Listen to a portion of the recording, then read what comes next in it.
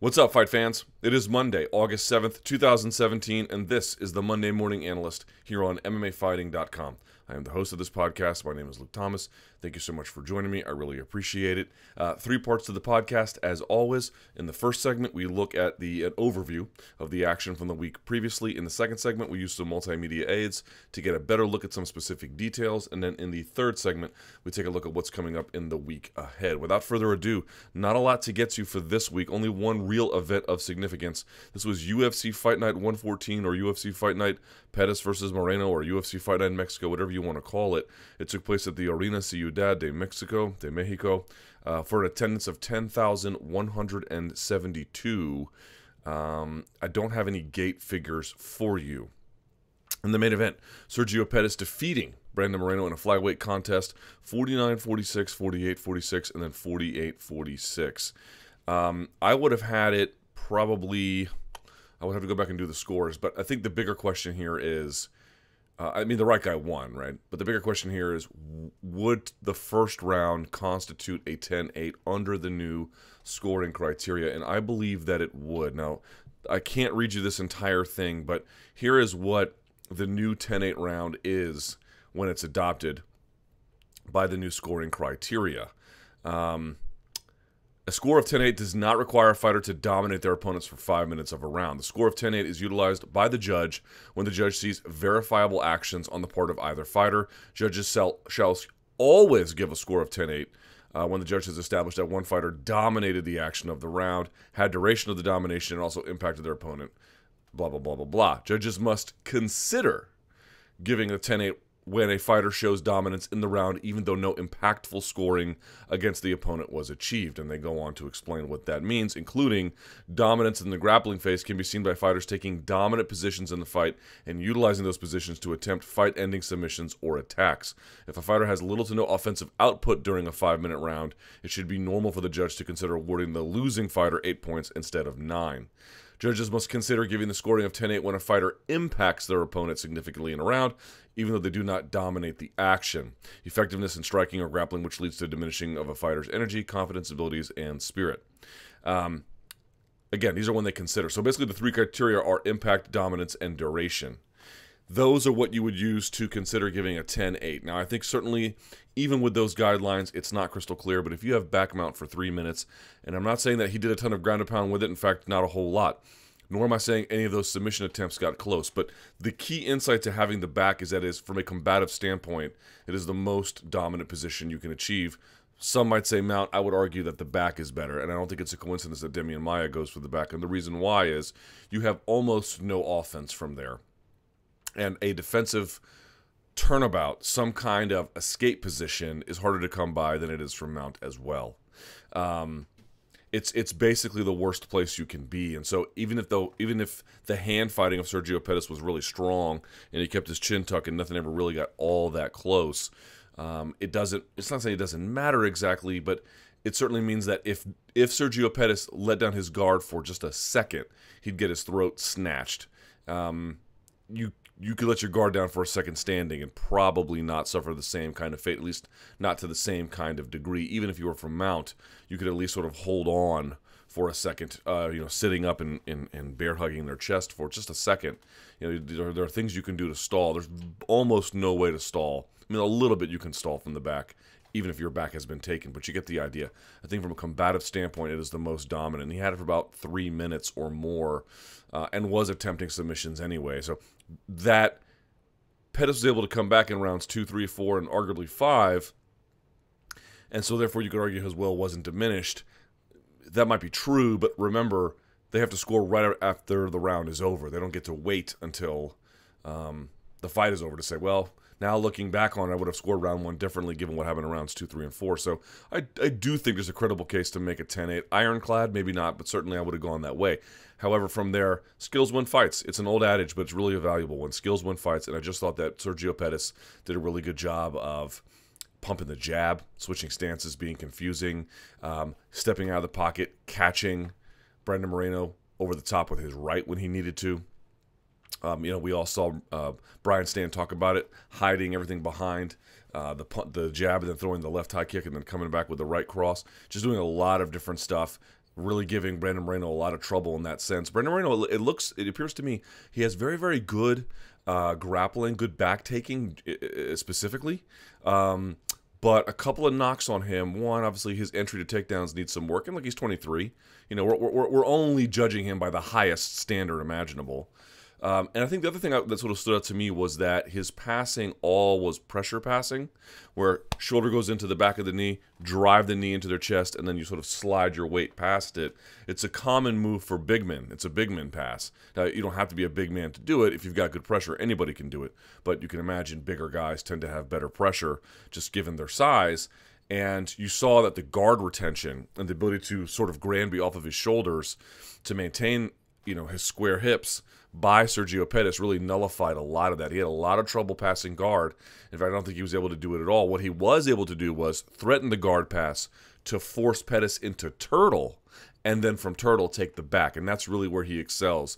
You saw that. So he some passes to work on there, I think, for Brandon Moreno. And at 23, he's got plenty of time to get there, and very, very good guard retention from Sergio Pettis. I was very impressed by that. That is not easy to do when someone is stacking and driving their weight into you, and then sliding your hips by as they grind you and separate your legs from your chest.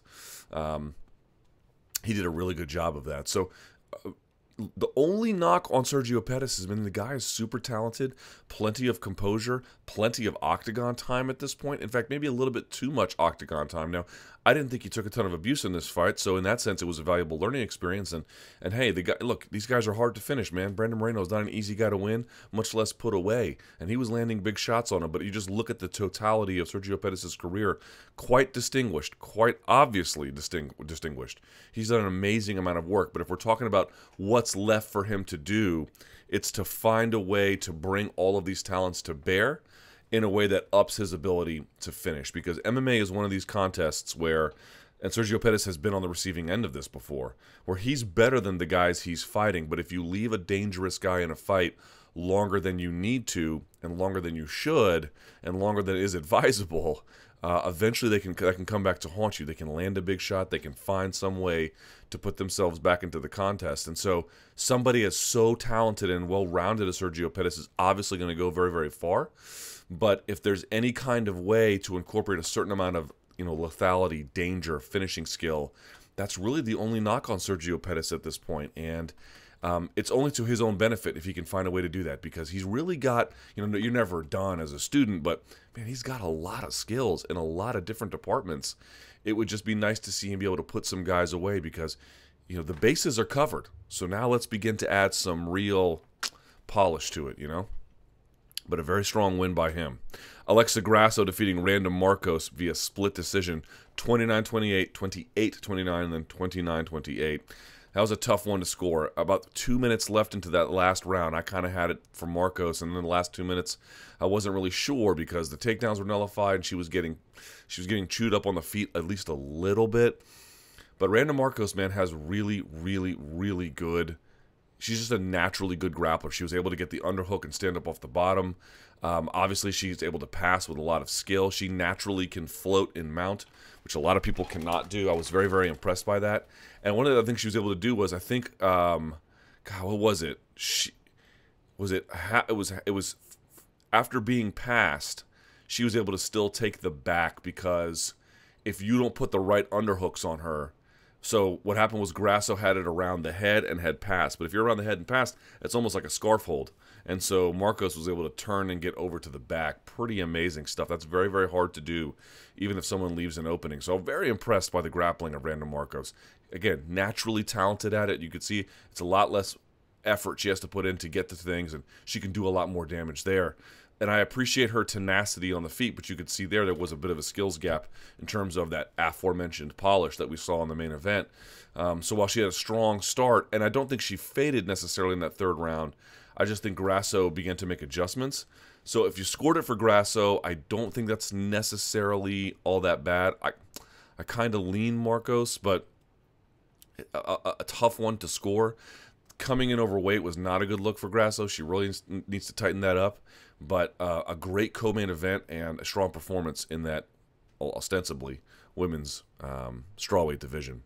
Nico Price defeating Alan Jouban at 144 of the first round. We're going to look more of this into the second segment, but what's been the big knock on Jouban? The guy obviously is talented, very athletic, works hard, smart. I mean, there's a lot, you could be a lot of things that Alan Jouban has a lot of things going in the right direction for him, but one of the things that's been a bit of an issue for him is the anticipatory athletic skill, right? Sort of reading an opponent and making an adjustment on the fly to get out of the way or to counter them. He's very, very good if he can maintain distance. He's very, very good if he can just put things on terms that speak to his strengths, quite obviously. And one of those is really, really being a very good job of maintaining distance, putting people at the end of his punches and kicks. But one of the problems that he's had, of course, is that guys can leap into position on him or leap into a strike like Gunnar Nelson, and he has a real big problem with it. Nico Price, man, absolutely lightning quick reflexes on that read off that low kick. We'll look at more of that in the second segment, but I'll leave it for that second segment. But Alan Jouban, I'm sure, is doing a lot of the right things. But to me, it's like your offense is pretty good, man. It's maybe even very good. But the defensive liabilities that are there keep costing him over and over in the same way. I don't know what's next for him, but I do believe he can achieve higher than he already has gotten if he works on some of these fundamental issues. Because it's not that he's getting beat in different ways. It's all the same way, which sounds like a problem that maybe he just can't overcome it. I don't believe that. I think he can overcome it, and I think it's something that once he focuses on, he might be able to make some dramatic improvements. Humberto Bandenay defeating Martin Bravo. Yikes. I mean, what do you want to say about that kid? A kid losing his dad during camp just weeks before a fight, and coming out there and beating Martin Bravo. We'll take a very, very brief look at this in the second segment, but I think the thing that stood out to me is it can't just be that Brazil is the only place you can get some top talent in MMA. Obviously the majority of it's going to come from Brazil. There's a martial arts culture there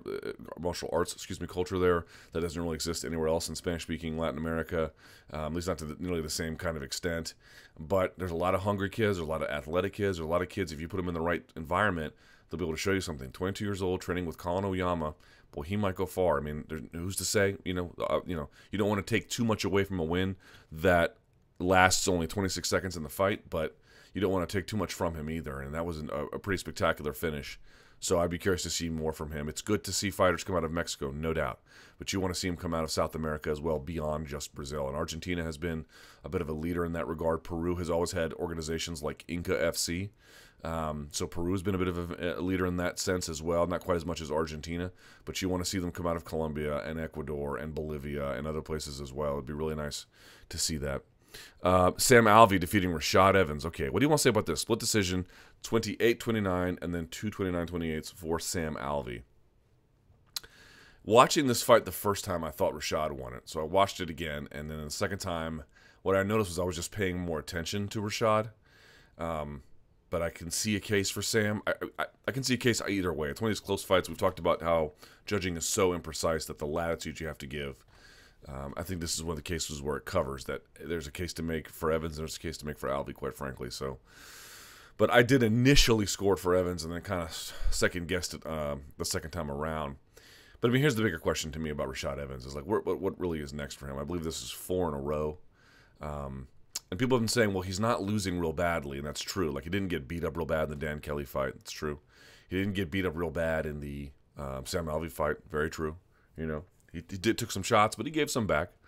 But he didn't take a ton of abuse or anything. And I think that's true. But I think what we need to consider here is, look at the end of the career of Chuck Liddell. Even up to his last fight, he was fighting a former champion. Now, not in that weight class, but still.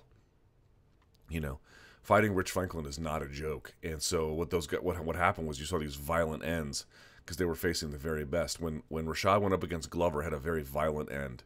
Against guys a little bit more manageable, the Dan Kellys of the world, the Sam Alveys, who are talented but not quite so at the upper end of those divisions and have very, very ferocious skills as finishers anyway. It's easier to protect him. So it seems to me like the UFC is not really matching him up with guys who he has a reasonable chance of beating. And Alvey's had a bunch of knockouts too, but as elite competitors aren't quite as dangerous as facing former champs in the top 5. And so they're being protected in a way. And, I think the argument that, well, he's not taking a ton of abuse, I think that's true, but I think it's also a function of matchmaking. If they were putting him up against other bigger names who are still a little bit more towards the middle of their prime, I think you would see some devastating results, and that would change the debate pretty substantially. I'm not calling for that. I'm simply saying if that happened, that's what you would get. It's like BJ Penn versus Dennis Seaver. Now, he got beat up a little bit in that one, but he survived. It wasn't like the Rodriguez fight where he just got blown out. And so I think partly it's just a matchmaking issue that's protecting them a little bit, which is maybe a good thing. But what it's also doing is complicating the debate about retirement. And, I saw Rashad Evans' colleagues, Kenny Florian and Yves Edwards, not saying, well, you can never tell another man to retire. And I've made this point in this podcast before. Of course I cannot. I am not this person's mentor or parent or, boss or something. I cannot tell them to do anything. But it just seems to me, I don't know what Rashad is chasing at this point. An absolutely decorated champion, was hated at first in UFC, and fans came around to him in a big way, which was great to see. I think he's been a great ambassador for the sport, in some ways a pioneer for the sport. His fight with Rampage, one of the biggest fights between two, I think, non-champions on pay-per-view ever. He's been a big part of the UFC in its formative stages, and no one can ever take that away from him. I mean, if you would be lucky to have a career as fraction of a good as the one that Rashad Evans had, but it's not clear what he's able to really achieve at this point and what he's chasing. And I fear that the longer he stays in, we'll know he's not taking a ton of abuse right now, but if he keeps staying in, I worry that might be next. And one sort of the telltale signs is that, he's not really throwing a whole lot. That third round, he landed one really big right hand, and he was throwing that right hand before, but there's not a lot of consistent offense, man. You go back and watch some of his other fights, he is pulling the trigger way more often. He's 37, he's going to be 38, I think, soon. Again, I cannot tell him what to do, but if I was a loved one of his, I would obviously say to him, I don't know what you're chasing. What does he want to go out on a win? Maybe there's that. Okay, I can understand that. I'm not saying there can be no case for, another fight at all, but it just looks to me like pretty clearly his best days are far, far behind him as a competitor, and I don't know what it's like to have to walk away from that. And I don't know what it's like to have people to tell you to go. But if you care about Rashad at all, and you care about not even his legacy, just about his future, cautioning him to consider an exit plan, I think is very, very prudent. Alejandro Perez beating Andre Sukmantat, another interesting one in terms of the scoring. I had Sukmantat winning, so I'm a little bit surprised by the scoring, but it was close-ish. Obviously Sukmantat had a strong beginning. Little bit weaker of an end, but I don't know that takedown in the third round really sealed it for Perez, so I don't really agree with the scoring, but scoring is what it is. And the preliminary card, also on Fox Sports 1, Jack Hermanson defeating Brad Scott. Man, Jack Hermanson's an interesting guy. What I noticed was, first of all, he appears to be very physically strong, because Scott wizarded on that takedown, and Hermanson just sort of core strength kept it and reaped the knee with his hand, and that was what enabled him to get on top. That's very hard to do, man. He appears to be quite physically strong, and then when he gets on top of guys, he's able to wrist control and drive hips and flatten them very easily. So physically, he looks like a beast. And what's interesting is his trunk movement and his body movement feels kind of slow, but his limb movement is quick. He can flick a quick jab, and he can flick a quick kick very, very easily. Kind of sort of deceiving in that way. He kind of lulls you to sleep with the ability to track his shoulders and his hips, and then his limbs come at you very, very quickly. So kind of surprising in that sense, but a very, very strong win. I think he's deserving of somebody ranked at this point. Brad Scott was no easy fight, and he made it look that way, which tells you a lot about the upside of Jack Hermanson. He might be the real deal Holyfield. I mean, a lot more to go before we really know, but you have to like what you see early from Hermanson. He appears to be quite a talented guy. Dustin Ortiz defeating Hector Sandoval 15 seconds into the first round, fastest finish in flyweight history. This one was pretty easy. He got tagged with, he parried the right off of Sandoval, and they got hit with the left. Backs up, resets, and then this time, rather than trying to parry and counter, as Sandoval starts with the left, he gets out of the way, or actually I'll say he gets out of the way this way, and then throws the right over the top, and then catches him, throws the left hook. It dings him, but not enough. It was actually the other right hand that he came with over the top. It was just a good read, good combo, getting out of the way, fundamental, committing to the pocket, but getting his head off the center line. I mean, everything it was just a nice, clean mechanics, great pocket awareness, courage, everything you could want, and you saw the results there. I appreciate Sandoval's tenacity, but it got the best of him this time. Rani Yahya defeating Henry Briones via Kimura at 2 minutes in. We'll take a look at that in the second segment. Rani Yahya, man, he is who he is. He's never going to be more than much of a submission threat. But, boy, what a submission threat. Jose Alberto Quinones defeating Diego Rivas, 30-27 across the board. I thought this was a fair score. Rivas just not doing a lot. Looked to be like the heavier puncher, but sort of a bit wild, telegraphing his shots. Quinones standing very tall in the pocket, but light on his toes, which enabled him to get in and out of range and to angle off when he needed to, and able to stay. And because of his better shot selection and his overall better striking, generally keeping Rivas at the end of his strikes much more, thoroughly. He was able to just sort of get by, or not get by exactly, but he was able to just sort of succeed in that way. So he's tall, which you thought may have made him a bigger target, but because he was so nimble on the edge of his toes, on the balls of his feet, he was able to really do whatever he needed to from a movement standpoint to keep himself safe and then in offensive positions. Joseph Morales defeating Roberto Snchez, rear naked choke at 356. Good job by Morales in recovering here, in using butterfly guard to never let his guard get past exactly, always trying to way to find a hook.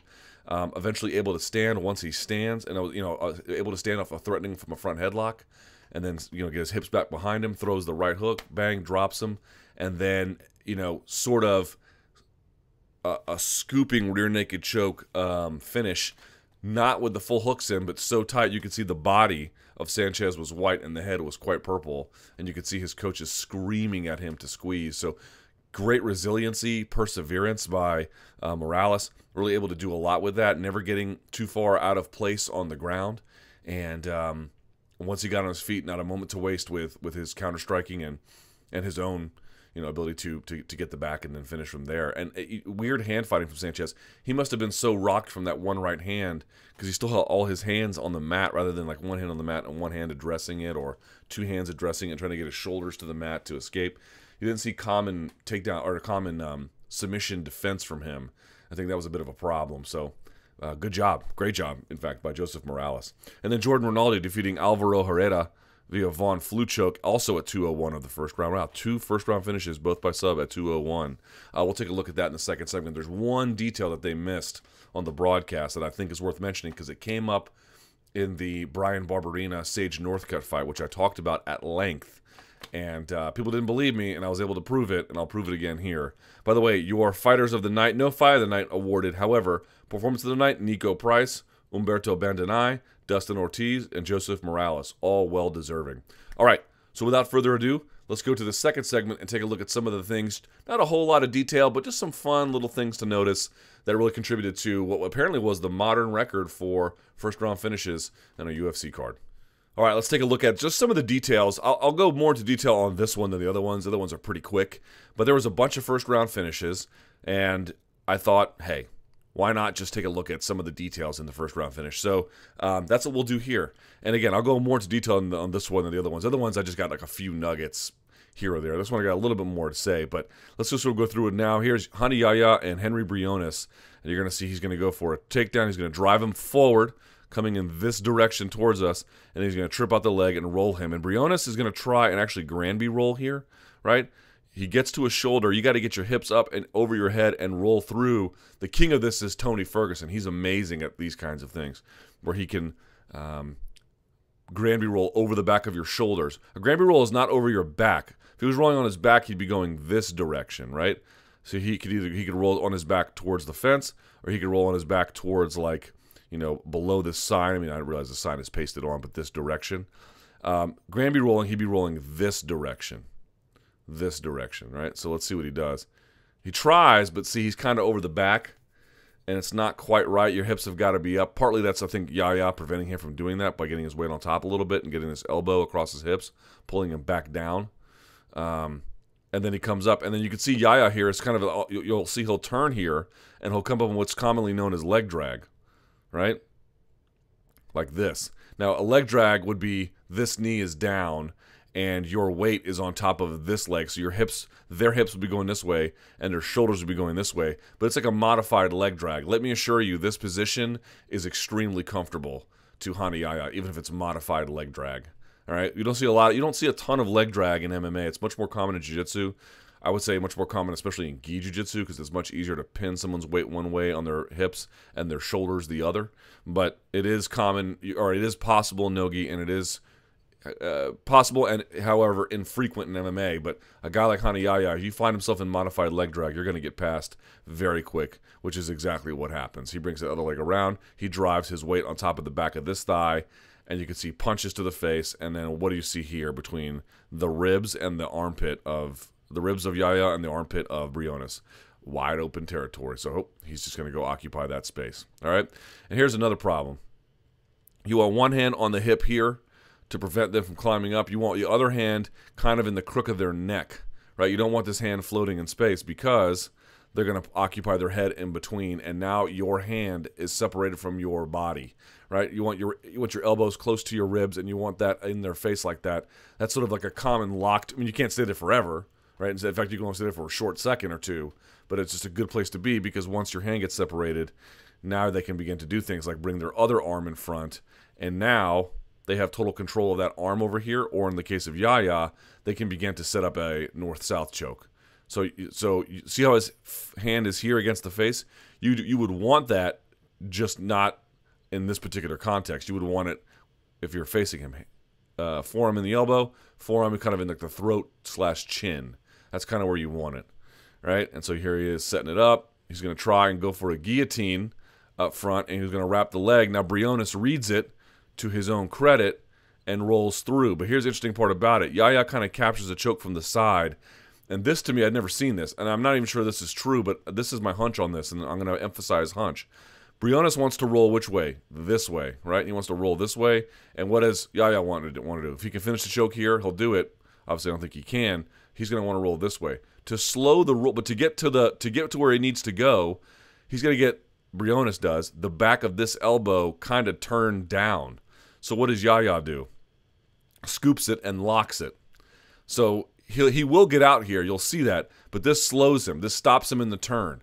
And if someone is turning, if you can slow or stop them for just a second, that is all you need, which is exactly what Yahya gets, which enables him. You see him closing this off. Now Briones can't finish the turn. Pretty nifty, right? So then he comes up on, he gets his weight down first. You can see, look at his weight. Back of the leg touching the mat, shoulders touching the mat. So it's much easier. He has less distance to cover to come out on top, which is exactly what happens. He comes out on top just like so. Catches him here, right? So now, and he's got the one arm hooked behind the arm there. So he's going to come right back on top. And now he's in a much better north-south position than he was before. I bet this is a common thing for him and try to catch guys who escape, especially no-gi, because that would be basically impossible to escape gi. And remember, we always talked about keeping your elbows by your ribs. If someone scoops your elbow, like Weidman did to Gastelum, you're in trouble. Look at that elbow. Look how scooped it is. Look how far away from his body it is. You're in trouble, right? So here you go. He's trying to bang on him in the ear like this to get him off. And this is actually kind of a good job by him. Now you can see the lat. It's not quite where it needs to be. The head would have to be turned more towards us. You can see he's trying to get to a hip here to prevent being choked, right? And this actually does a good job. He just reaches across with the other hand and then pulls him over, right? Because he needs his weight to go this direction. So if you can pull his weight off this direction, there's no real choke, or at least not tight enough. So he abandons it and just decides, I'm going to get on top. And Briones does a good thing, pulls him into half guard. So some good stuff there from Briones, actually. All right, but now this is where things go from bad to worse. So what does he do here? Puts a crossface on. Now, it's not the hardest crossface because the elbow's not down, but it doesn't need to be because Yahya's going to have 1,000 different setups going 1,000 different directions.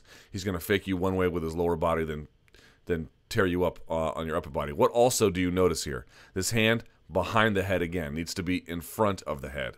Once it's behind the head, they can use the head as a blocking and posting mechanism to trap your arm, which, you'll guess, is exactly what he's going to do. Now, he gets it in front here, and so what you see him here is he's going to switch his, look at his base. His base is kind of straight down, kind of leaning this way. He's going to go all the way that direction. Now his base is down but facing this way. His hips are facing that way. And he has the hand in the right position, right? He's blocking the back of the head. And you actually see he's threatening the pass here. He's going to push this leg down. When can you pass here? Is a common question I get. When can you pass here? What you would, I mean, Rani Yahya can do a lot of things, but what is commonly taught is you want to go heel-toe to bring your heel-toe to their rear end, and once your knee crosses this space, then you can push it down and step out or slide through, go to three-quarter mount. You can do a lot of things. So right now he can't quite get it, and you know you can aid that obviously by pushing it past the knee line, and you can get it. You can go heel-toe, but he just does that, so Briones will give him the hand. So I think Briones thinks if I underhook this way, then I can stand. But if you're flat on your back and you're underhooking, you're just giving him the hand that he needs. And he takes it for a Kimura. You see that? Crazy, right? And now look at this. Wide open space, too. So he's going to try and flatten it out. Look at this. Briones just opens it wide because he wants to create a blocking mechanism, I think, for the Kimura, right? He wants to grip his own inner thigh, so he just opens this space up. But that is too little too late, and now he's got it passed. By the way, no thumbs ever on a Kimura. Some guys will do it. You can get away with it, but the best guys don't do it. No thumbs. Thumb always on top of the arm, thumb on top of the arm, right? Never. You're not going to grip it like a motorcycle. And there you see him put it all the way down. Look at that. This wrist is a little bent, but this wrist is straight. We talked about that in previous editions Anytime you have a Kimura grip, if your wrists are bent, it's not as tight. Your wrists need to be straight. That's when it gets really tight, right? And then, of course, he just steps around because nothing's blocking. Boom. And now he's in the side. And this is something we'll go back to in just a second. Here you can see Briones wants to put it under his rear end to prevent it from happening. So all Yahya does is come around and say, I'll just straight armbar you. Can't quite get that either, right? A little bit blocked here. Puts his weight down, right? Just trying to figure out what's happening. And you can see he kind of gets it in that right angle he needs to. It's kind of like not quite 45 degrees, but something like it, right? It's not straight down. It's not straight out. It's kind of like this. And it's pretty close, but he doesn't get enough of on it, so he kind of goes back here, right? Yeah, that's pretty bent, though. That's bad. You can see him grimacing. And then he decides I'm going to come back this way, step over the head, switch my base to drive it back, and I'm going to get the tap. That's a very, very, very nasty Kimura. Very nasty Kimura. Thumb on top, right? Let me show you one thing here that didn't get picked up on the broadcast that I kind of really enjoyed, right? So he goes for the straight arm bar. It doesn't work. He comes back here. Look at what he does. Look at this elbow. Separated from the ribs, right? Not close to his own ribs. When Yahya fails on the straight arm bar, he comes back here. And now, because your elbow is out here, you're stuck. So what does Yahya do? When Yahya moves this way, he brings the arm with him. He scoops it out with him. And so he drags it across. You think his hand is just here lazily. It might be by this point. But what he really does when he comes across is he brings it with him and steps over the head. The arm is almost trapped to an extent. So he goes back to separate it, grabs it here, and he drives it up as he steps over and around. And if you watch it from the other angle, you'll see it's actually his hips that scoop the arm up and over, trapping him, giving him no real recourse to do anything, and then stepping over the head. Once someone steps over the head on a Kimura, that's when it's basically over. And you can see he's got him bang. Look at that, dead to rights on that one. Very, very nice Kimura, right? Very nice Kimura. Look at that. I mean, he's almost breaking that thing. Vicious, vicious Kimura. Okay, let's take a look at some of the other first round stoppages. All right, I don't have a whole lot of slides on this one, but I kind of wanted to point this out because it's the key to understanding the Von flu, right? Right? It's the key to understanding the Von flu. Okay, here you see Herrera sort of locking up like a power guillotine, like an arm-in power guillotine, which he lets go, all right? And then, of course, what does Rinaldi do? He brings that arm up and around, this left one, right? Before, where is it? It's blocked here. He can't do anything with it. But Herrera realizes I have nothing and lets it go. And then Rinaldi comes around. Here's the key here. So then there's this sort of struggle for position here. He's got a crossface here, making him look up. Pretty nice, right? Hand over the arm over the neck. All right, all very common stuff, right? You see this. This is looking bad. You're like, okay, all right. We all understand this. I want you to pay attention to this. This is the left hand of Herrera.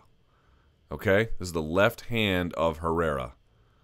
All right, see it right there? Keep looking.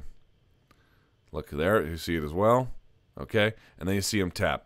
Why do I want you to pay attention to this? Because what they said was, and you see he has an he has a knee on his hip, and he's driving that weight in here, right? He's driving this crossface. Look here, I'll show you how the finishing works. So he's driving that weight in here, and his own shoulder is choking him on the other side. It's all collapsed right there, and you can see him grimacing quite badly. He taps just a moment later. But why do I want you to pay attention to this hand? Because they were saying on the broadcast that if he couldn't move he needed to get his arm out of the way, and he couldn't because of the fence. Sort of. Obviously, the fence is blocking. But if you're doing the Von Flue correctly, it doesn't matter if there's a fence. You actually can't get it out. And this is what I was trying to say about Sage Northcutt as well when he fought Brian Barberena. The key to understanding this choke is that the hand is trapped, right? This left arm is on one side of the neck, and Herrera's own left arm / shoulder is in the other side of the neck. But the reason why this works is because Rinaldi's grip, Rinaldi has his hands clasped behind him. I think, can we see it? Kind of here. See how it's clasped together? But if there was no fence, Herrera still would not be able to get it out because you trap the hand. That's how that works. Your clamp here, and you can see Rinaldi's a well-muscled individual. Your clamp up here is what prevents that from being taken out. In fact, the initial Von Flue choke on, God, what was his name? On the very first season or the second season of Ultimate Fighter. Was it the first or second season? Or was it a matchup between the first and second seasons? Alex something. I forget his name. The Greek kid. He got finished with this. The hand is trapped. You often see the Von Flue against the fence because, I don't know, it just seems to happen there a lot. But this is the key.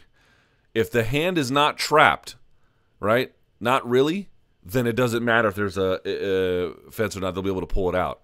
Or if there is a fence there and the hand is not trapped, they'll still be able to probably wiggle free and pull it out. It's that he's stuck here. The fence is a nice secondary backup, but this is the key.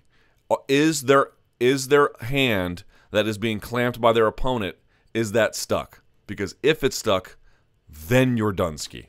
That's the key to this choke. Trapping that other outside hand. Okay, let's take a look at some more. Not going to spend a lot of time on this one. I just thought it was so good. You got to give the guy another shot at talking about it. I just want to point something out here. 13 seconds in, he actually threw a kick first, and you see it go up high. So 13, 14 seconds in, he threw a kick to Bravo, which I think got Bravo's attention.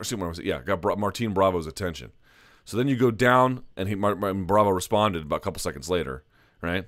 Because they're standing opposite stance, which means that inside or that rear leg kick, whether it goes inside leg, middle, or up high, is going to be quite powerful, right?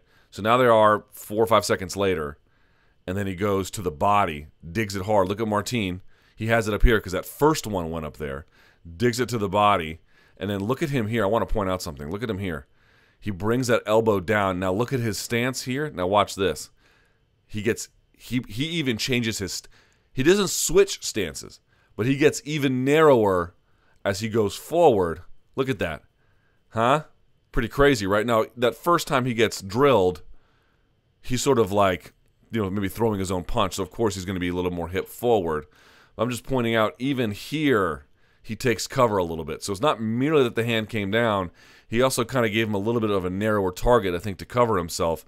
And at that point, bang, it was too late. Let's go back before we lose that. There it is. Nice job on that by Bandenay. All right, let's take a look at the next one. And here we have Nico Price and Alan Jouban. And this is what I mean. Alan Jouban does a lot of good things, man. He's a talented guy. It's just the anticipatory skills are what really kind of hurts him a little bit.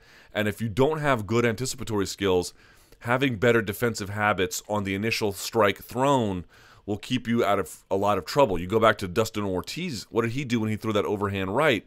He shifted off the center line as he threw it so there was no way for him to get caught, at least in that moment. Watch what Alan Jouban does. He steps forward, here we are, and he throws the kick. And you can see this hand is not blocked. This hand doesn't come up. This hand's supposed to come up to protect you, and even this one can come up a little bit, right? They say to bring the other hand up. It's hard to do, and a lot of guys don't because they feel like they're so far away.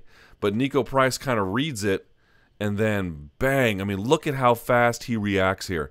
The second clock doesn't even change before he's already landed on him. I mean, absolutely lightning speed. Lightning speed from Nico Price. So if you're fighting a guy who has that kind of reaction timing and power, it looks like Nico Price is a heavy hitter as well, it's incumbent upon you to, when you throw on this initial moment, you got to get out of the way. And of course he wants to read him, and of course he wants to see downfield. And look, this is all easier said than done. I'm not saying every guy in the world can do it. You can see it's hard to fight at an elite level. It's very, very difficult. But it's just a guy like Alan Jouban has so much talent and keeps getting affected the same kind of way. You know, if he can make some adjustments, as I mentioned in the first segment, I really feel like, you know, I don't want to write him off because I don't think that's fair. And it's just he's got this a bit of Achilles heel right now in his game. Bang, he gets caught, anticipatory, falls. I thought it was a pretty good job by Price wanting to throw a kick. It does not actually land. Here's another look at it. You can see him setting up, looking down. Oh, that's fine, but his hands aren't protecting him. Whenever someone throws a kick to the outside, you want to come, whatever side they throw, so he's throwing to Nico's left side, the counter is to the right, right? Because now think about it. If they were taking that outside step, they would have this lane, but they've committed their leg to it. So now you have that lane. So you throw, and he kind of chambers the punch here a little bit, or actually, I mean, flares the elbow, I should say, comes behind the leg, and you can see, man, he just cracks him, right? And then he tries to follow up here at the end. My only point is on this, Nico Price, absolutely fantastic read. I don't want to take credit away from him at all. Brilliant job catching Alan Jouban so fast, so quick. He read it so effortlessly. He deserved this win. I'm just saying, if I'm Alan Jouban, on the one hand, I can see why he might be discouraged. On the other hand, I want to say I'm not ready to write him off yet. This problem he has anticipating counter strikes or guys with fast, you know, guys who have one quick strike ability like that really quickly, really powerfully, I think he can make adjustments on that. It's just something he's got to work on. But hey, what a win by Nico Price. Pretty fun card given who was on it. And I take my hat off to all the winners down there in Mexico City. And last but not least, we take a look at what's coming up in the week ahead. The answer is nothing. Now, there are events that are taking place. There's grappling events. There are, of course, maybe some kickboxing events coming up pretty soon. There are some MMA events of a smaller stature, but nothing of the sort of major variety. The next UFC show is not till September 2nd, and the next Bellator show, Bellator 182, is not till August 25th. So I actually don't know what I'm going to be covering in the next Monday Morning Analyst. If you have any questions or as suggestions, you can email me, lukethomasnews@gmail.com, or you can, of course, follow me below on Instagram and Facebook, Luke Thomas News there as well. Shoot me a suggestion, what you'd like to see. Now, the McGregor-Mayweather one, that's going to come out the week before, or, that Sunday before, so I guess the 20th is when that will come out, so something like that.